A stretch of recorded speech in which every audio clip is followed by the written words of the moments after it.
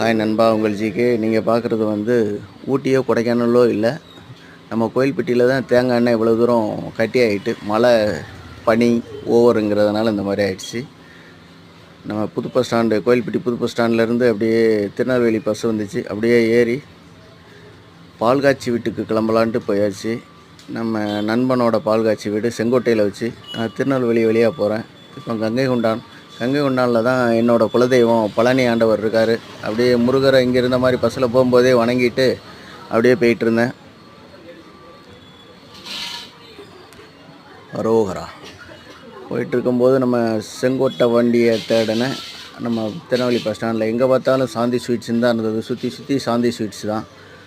அப்படியே பஸ் ஏறி போகும்போது தாமிரபரணி தண்ணி ஆற்றை பார்த்துட்டு அப்படியே நாள் தான் ஏகப்பட்ட தண்ணி போச்சுன்னு சொன்னாங்க. இப்போ நார்மல் ஆகிடுச்சு. குறுக்குத்துறை முருகன் கோயிலெலாம் முங்கிட்டு போச்சுன்னாங்க. அப்புறம் தென்காசியில் இறங்கி ஒரு டீ சாப்பிட்லான்னு டீ சாப்பிட்டுட்டு பார்த்தா உளுந்தங்காளிலாம் வச்சுருந்தாங்க. ஒரு 2 உளுந்த வடை சாப்பிட்டுட்டு இங்கே செங்கோட்டைக்கு வந்தாச்சு. பால்காட்சி வீடு. என் மாப்பிள்ளை நிற்கிறான். இது வாணி மாமா, இது கண்ணன், இது குமார். வீடு நல்லா ஜம்முன்னு கட்டியிருக்கான். ஒரு ஹாலு, 2 பெட்ரூமு, ஒரு கிச்சன். நல்லா இருக்குது. இதே மாதிரி தான் மாடியிலையும் அப்படியே கட்டியிருக்கான். சூப்பராக இருந்தது. 42 ரூபா பட்ஜெட்டுன்னா நல்லா அமைஞ்சிருக்கு.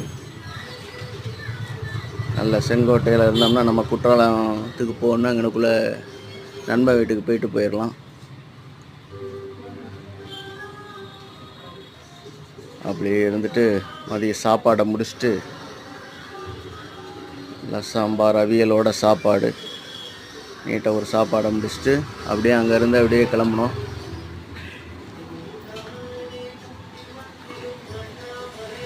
இது என் மாப்பிள்ளை ஐயப்பன். எல்லாம் நாங்குநேரில் ஒரே தெருவில் இருந்தோம். சன்னதி தெரு. இது தென்காசி காசி விஸ்வநாதர் கோயில். திருப்பி தென்காசிக்கு வந்தால் மரவள்ளிக்கிழங்கு போட்டு வச்சுருந்தாங்க. அதை சாப்பிட்டுட்டு அப்புறம் கொலக்கட்டைலாம் வச்சுருந்தாங்க.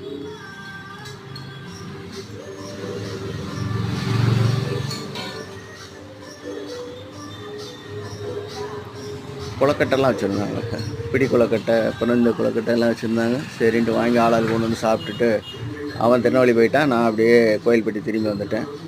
ஓகே நண்பா.